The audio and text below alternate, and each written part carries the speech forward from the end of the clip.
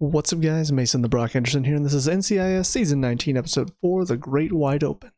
So, of course, this episode ends right as somebody's cutting their lawn outside, so that worked out well. So, apologies if you can hear any of that in the background. But it's nice to see the NCIS, the writers still are able to write off long-running characters in a dignified way. You know, I thought whenever Tony left the show, I thought it was a really nice moment. Whenever I actually don't even remember Sloane leaving the show, although she wasn't around for very long. But Ellie, whenever she left, you know, I thought it was a nice emotional moment, even if I didn't really understand the romance between her and Torres. And on top of that, I will say, because I said in the last review that I'm pretty sure Ellie comes back, she's actually not on the main picture of the cast that's currently in there. So I guess I'm wrong about that. Maybe she'll pop back up, but I guess she is officially like off of the show technically. But yeah, I mean, it's a good, dignified way for Gibbs to lead the show. I knew he was off of NCIS, and it's funny because I'm seeing that Parker is one of the guys. So I'm guessing since he got fired from the FBI, they're going to be like, "Well, come on in, Parker. Now you get to be the new Gibbs." And yeah, I guess it kind of makes sense. You know, I don't know. It does and it doesn't. Because on the one hand, they showed some of the similarities between him and Gibbs, but also he's coming from the FBI where he just got fired. I don't feel like you'd be able to just change government agencies like that. But anyways, we'll see how they handle that in the next couple episodes, because I'm assuming he'll probably pop in and be sort of the new head of the group or whatever. But yeah, I thought the ending for Gibbs, pretty nice. I just really wish it could have been for something better. For a better story, you know, a final story for Gibbs, for him to go to Alaska to take down something, you know, some criminal organization or something like. I don't know. I wanted it to be something more meaningful, something more impactful, but instead, first of all, you've got big corporation as the bad guy, and it's an environmental message, and that's just boring. First of all, it's been done to death to the point of just I'm sick of it. But it was a plain, boring story that was very predictable. Because again, the CEO of a big corporation, of course she's involved. Because of course she is. Because these shows never want to paint them out to be anything but evil people. And not defending most CEOs, but I don't know, like how many times are we going to hear this story before it gets old? It's gotten old.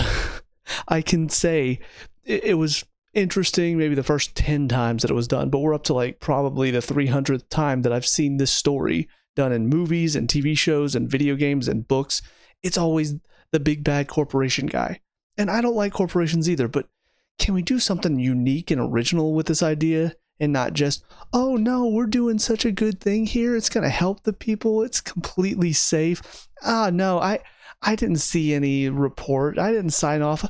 Like, have somebody have been, are they using a chainsaw now? Good Lord.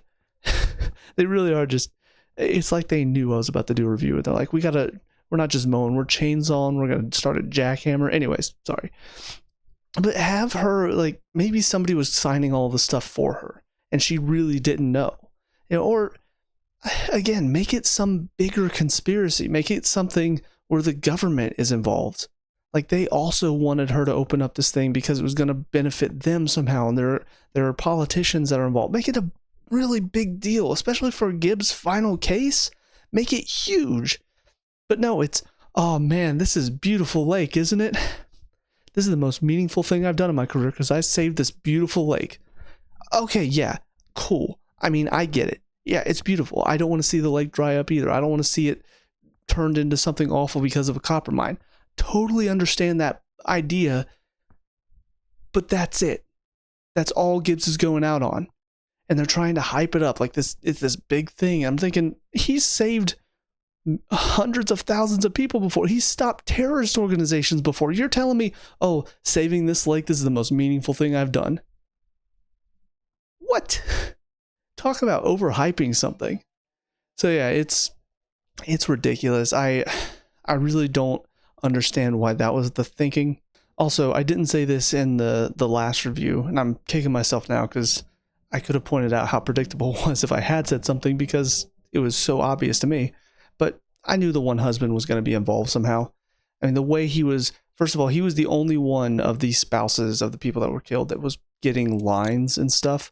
And on top of that, his reactions were so over the top that it was kind of obvious. You know, how many times do we see this where either the people who did or who were responsible for somebody's death are either super praising the person, you know, saying what a great person they are to make it seem like they don't have a motive, or they're, we need to find this killer. The killer's an awful person because they're involved somehow. So they want to make it over the top, seem like I had nothing to do with this. Every time they do it, every single time, it's they're involved. And so sure enough, whenever the one lady tries to call and then they cut to him talking to Marcy, I'm just like, okay, yeah, so now we're going to find out he's involved. Cool. Super straightforward, super obvious, super predictable case. And this is Gibbs' final case. What a disappointment. But outside of the case, you know, like I said, the case was probably the only thing that really brought this episode down. Everything to do with Gibbs. Clearly they're showing throughout this entire episode it's his final case. You know, he's getting goodbyes with everybody. Although he didn't get one with Jimmy, which I thought was a little weird. And, you know, he and Casey, I guess, didn't have the same relationship that he and Abby did. But it still felt weird that he didn't say anything to Casey either. Obviously, he has not really much connection with, what's her name? Nyssa from Arrow is still what I know her as. But he didn't have much connection with her, so I understand why he didn't really talk to her. But Casey, at the very least, say something to her. The fact that he didn't say anything to Jimmy, though, is kind of weird. You know, he talked to everybody. He had this nice last moment with them. Nothing for Jimmy. I find that odd, because he came to really appreciate Jimmy's work and all the stuff he did throughout the years, especially after he took over for Ducky. So it felt, that part of it did feel weird. But everybody else's scenes I thought were really nice. And again, I think just that final moment between him and McGee, they do a really good job. And, you know, most of the actors, I can't really say that anybody on the show is really phenomenal or really bad. Most of the time when you get to shows like this, you know, on CBS, you don't really get main character actors that are bad. Most of the time they're serviceable. They do their jobs well. You're convinced that they're a character because they play them for so long. They just naturally get into it. Occasionally you'll have random characters, you know, side characters that'll pop up for an episode that sometimes can give a laughable performance, but for the most part, you know, you look at the main cast and they're good, they're solid. And I think occasionally they get that moment when they really get to shine. I think this was another example. I thought Tony's leaving the team really had a lot of moments that allowed for the team to shine, but this final moment between McGee and Gibbs I thought was a really nice moment, allowed both of them to show off their acting chops. So it was a very sweet final moment between Gibbs and McGee. I don't think we'll see any more of Gibbs from here on out. Obviously, don't know for sure. They might have a random cameo from him or something like that. But yeah, we'll see what they end up doing with it going forward. I don't know. I'm not super excited still because I feel like they've just not done a good job of getting me hyped up for the season after what was a pretty poor last season. Honestly, they even had a moment in this episode to, I guess, make up for last season a little bit. You know, whenever Parker's talking about, yeah, you know, I saw what you did that got you suspended. It would have been really nice if he just sort of put that whole thing to bed and said, yeah, I thought it was stupid. You know, you beat up the guy, sure, but what he was doing was awful. I probably would have done the same thing in your shoes. But instead they had to make it all, oh yeah, I know, I saw what he did. It was bad. Are we still doing that? Are we still going on that storyline? Because, guys, you guys are idiots. But anyways, all that being said, that's it for this episode. On to the next one. I'll see you there in a minute. And now episode 5, Face the Strange. Not bad. Not bad. Honestly, I think this is kind of a return to form for NCIS in my opinion, because I've had an issue with the past couple of seasons only because it feels like they've been doing a lot of stuff that is just kind of glaringly and obviously stupid or not very well written. This is much more, you got some stupid things in there. You know, the one guy that is playing ping pong by himself in his garage, and he's clearly a loser that make him over the top a loser and all this stuff. Very annoying character, and then he finds the girl at the end. All of that, it's dumb. It was stupid. I'm like, oh yes, of course she's on the bomb squad. But it's not really stupid. It's not over the top stupid to the point of, oh my God, can you believe they did that? That was more, again, the stuff with Gibbs beating up the dog killer. Everybody's reaction to that was over the top stupid. That was bad writing that is clearly out of touch with society. So for me, this type of stupid is more common in shows like NCIS. You have those moments that are kind of, okay, whatever, just keep moving on. As long as there's something to hold on to, as long as there's something entertaining, that's typically whenever I'm able to sit through a show like NCIS. And this episode, more entertaining than some of the episodes recently have been. The case itself, pretty exciting. All the twists and turns, thinking maybe this is a suicide bombing attempt and finding out it's actually the mafia trying to kill this stenographer guy. I mean, it's a pretty solid twist, and it kind of kept me on my toes as far as where the episode was going, which is more than I can say for the first case that they had this season. So yeah, I do appreciate the fact that they actually had a more intricate case this time. And on top of that, I think the jokes are a little bit funnier than they have been recently, because they've had their humor thrown in, but I think a lot of the humor involving Parker, a lot of the humor involving the team trying to figure out how they feel about him, I thought it was better in this episode. It's still not laugh out loud funny. It's still not the same level of some of what we had in the past, but I still think it's better than what has recently been. Over the past 2 seasons, I feel like the humor has not been quite the same, and it's been a little less funny. I find myself maybe chuckling a couple times per episode. This one I actually had a pretty decent, like, okay, yeah, that's funny. I actually found myself smiling a little bit more. And again, that's not really been the case recently for NCIS. So hopefully this is a sign that they're kind of finding their rhythm again. And now with some of these changes that are happening, with Knight joining the team, with Parker becoming the leader, now it's going to feel a little bit fresh. Maybe there's some new jokes that can find their way in. There's some new running jokes, that can find their way in.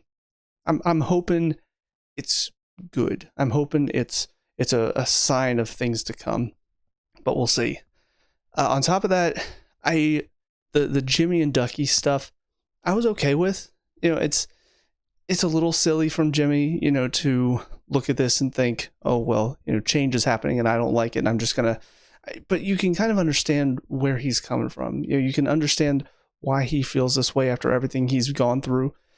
Granted, some of it was kind of stupid. It was that writing of, wow. Yeah, you guys can hear that, right? Yeah. They waited throughout most of this episode, and then they just started back now. That's awesome. I love having to record in new places. But no, I mean, you can understand, even though it's kind of a forced conflict for Jimmy, for the writers to be like, oh yeah, his wife died, and oh yeah, now we've got Sloan leaving, and then Ellie leaves, and now Gibbs is leaving. Like, they're doing all of this stuff that's kind of forcing. Some of it may not have been forced. Some of it may have been actors needing to be off the show for whatever reason. But it still kind of feels like, I guess the best way to put it is, you can understand where he's coming from, but it also feels like he is mature enough to realize that this is part of life. It's this change happening is part of life. And I'm glad Ducky did have that little talk with him. But there was a part of me that was worried that Ducky was just sort of going to give in because he felt bad for him. He was going to be like, oh, okay, no, it's fine. We'll go clean the bones, all that's fine. But he didn't. He had to tell him how it is, because he's old enough now to realize you kind of have to deal with what comes. Obviously there's time to mourn, there's time to grieve, but you can't just sit there and go, oh, well, all this bad stuff has happened in this past year, so we're going to go back to stuff that's similar. We're going to go back to some of the stuff from our past that makes me feel good and nostalgic. You can't do that all the time. Honestly, it's better to not do that, because if you do, then you can't grow from stuff that happens. So I thought it was a really well set up moment. And again, it's nice to see that they didn't just go with the whole cliche of, oh, he's going through a rough time. Well, let me be nice to him. Let me coddle him a bit because he's dealing with some rough stuff.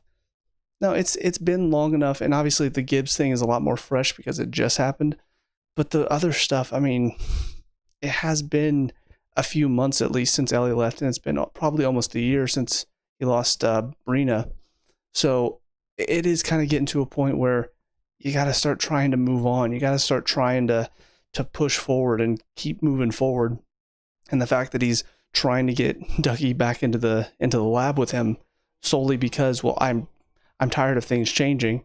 Well, then you're not really growing. You're regressing.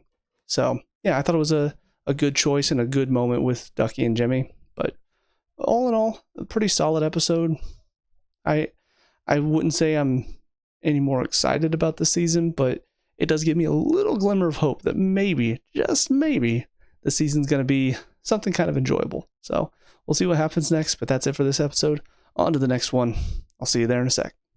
And finally, episode 6, False Start. This feels like NCIS to me.